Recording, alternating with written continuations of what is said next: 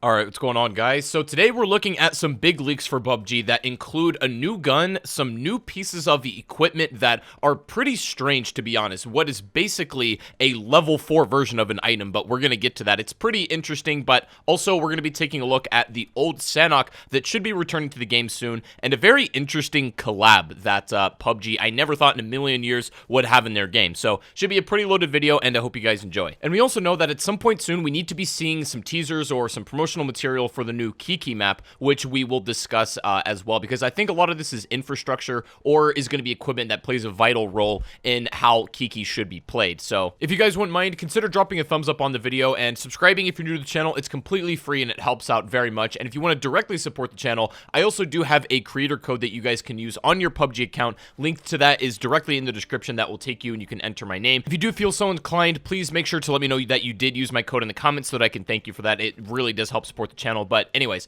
let's get into it. So first of all, take a look at one of the new sprays, which in my opinion is like the most self-aware thing PUBG has ever added to their game in some like cosmetic way, where this is literally a rollback Sanhok spray, because this does seem to indicate that pretty soon that the current Sanhok we have in the game, which is the 2.0 version, will be leaving us soon. And again, according to that Korean developer that we saw on Twitter, old Sanhok will be returning to the game probably for a short while they work on Sanhok 3.0. I am genuinely curious to see how this third remaster is going to differ from not only the 2.0 but even the original, but we'll see what happens. And if people significantly like Sanhok 1.0 better, maybe it'll be around for a little while longer. I have no idea, but yeah, I figured you guys would find that interesting. Now let's take a look at the new equipment coming up in this next update. So there's two like pieces of tactical gear that are going to be added, and yes, while these were data mined and technically these were leaked, they've also tweeted both of these items out on their main Twitter account. So the first one is I guess like a tactical bag, or at this point I'm just pretty much tempted to call it a level 4 bag. But what exactly it does is allow you to hold one of any item in each slot except another tactical bag. And I think this is pretty cool, because I think the issue with the current integration of a lot of the tactical gear and otherwise stuff like the EMT bag and the drone tablet, they take up a primary weapon slot, or at least one of those very crucial inventory spaces that in all honesty most of the time aren't worth sacrificing, especially if you're running solo. I think with a team it's a little bit different, as you're able to move together and you can kind of carry more stuff and share it amongst yourselves. But especially in solo, a lot of this equipment just either doesn't get used, it's not worth it, and it's not integrated as well as it could be. So I think the tactical bag is supposed to mitigate this, and it actually sounds really good. And then besides that, we're also getting a new piece of gear that's essentially like spotter binoculars, and this raises a lot of questions because the only real description of it we have is that it allows you to see enemies at a greater distance, and that's completely fair enough. I think the two things that I'm wondering is the magnification significantly greater than anything else we can get in game? Because obviously the highest magnification that you can see realistically is a 15x scope, and you can also ping people in game, and that's a whole other controversy. So as far as like spotting people and even tagging them up, that isn't the biggest problem, and players have learned how to live with that match to match. But I don't know how these binoculars, or like these sort of just this tactical gear in general, is supposed to operate in game. I think that's the fun, and that's waiting for us to find out, but it is interesting nonetheless. Now also in regards to the tactical bag, because it technically allows you to hold any item, I don't know if that includes weapons. So theoretically you could hold more than 2 or 3 or possibly even 4 weapons. It would be very sinister, to be honest. So we'll see how that goes, but this sounds like an actual great addition, and it's stuff like this that beyond just regular weapons really help keep the gameplay fresh, and I think this is actually a super sick addition. Now let's talk about the new gun that has been leaked that should be coming either in this next update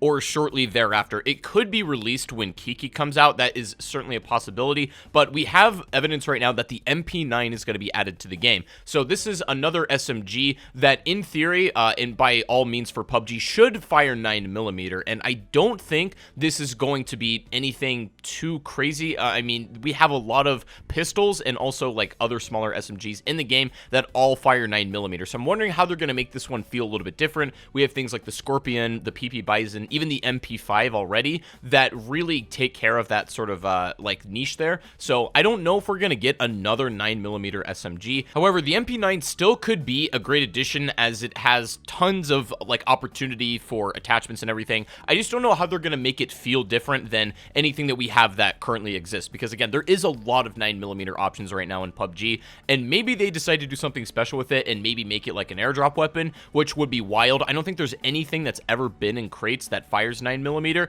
maybe except for the VSS that used to be in crates. If it were up to me, or the suggestion I would give them is to actually make the MP9 an airdrop weapon. I know that sounds crazy, but I really like what they did with the P90, where obviously it's got its own unique ammo type. You know exactly what you're up against in that case, and I'm not saying it has to have its own unique ammo, but make the gun have like a very straightforward kind of attachment setup. Maybe you can customize it, maybe not, but you can make this gun actually sweet. Again, I think the P90 is an amazing addition, and they could kind of go that direction with this new gun as well, just to make sure that it's not irrelevant in the meta. We'll have to see when it gets released, but it's at least exciting to know that a new gun is on the way. Also, something that's potentially very exciting, but I don't know if we're going to see it in this very next update, but apparently this has been at least worked on or toyed around with, but a slight variation to Team Deathmatch in PUBG currently, and that being in the form of an actual free-for-all mode. That would play extremely well, I think, if it were balanced correctly, similarly to how they had to work Team Deathmatch a little bit and fine-tune it to where it's a good experience. And it would be maybe a little bit rough at first, but I think free-for-all would actually be a very interesting mode for this, and hopefully they still continue to work on that if they've played around with it at all. Also, wanted to show you guys this real quick. So Survivor Pass is coming back, and this one is in the form of Punk Wave,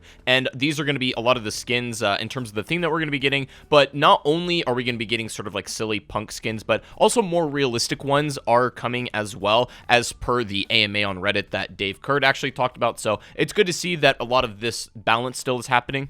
And then also check this out. This is the weirdest, strangest collab that I think PUBG has ever done with Nier Automata. So these are a lot of the skins and costumes that are going to be integrated when that does happen. And I have to admit, the costumes actually do look really good for this collab. So I'll give them credit where it's due. But also, I'll just go and show you all of the textures for the Survivor Pass itself, all of the weapon skins and costumes and emotes that are coming. Again, you won't be able to really see these and as they are until it actually gets added to the game. But that's going to be here very, very soon. And now that we have the information on hand, I think this is the last update that we get for PUBG before we actually hear or see something about the new Kiki map. That's coming very soon, and this equipment and all of these things probably are going to be the lead up to this. It's basically Q2 now, and that's when we were speculated to have Kiki released or at least announced. So I think it is on the way, and I think we're also supposed to hear something big about PUBG this month. I don't know if it was the Nier collab that was the big news, or if it's going to be the Callisto protocol that gets announced.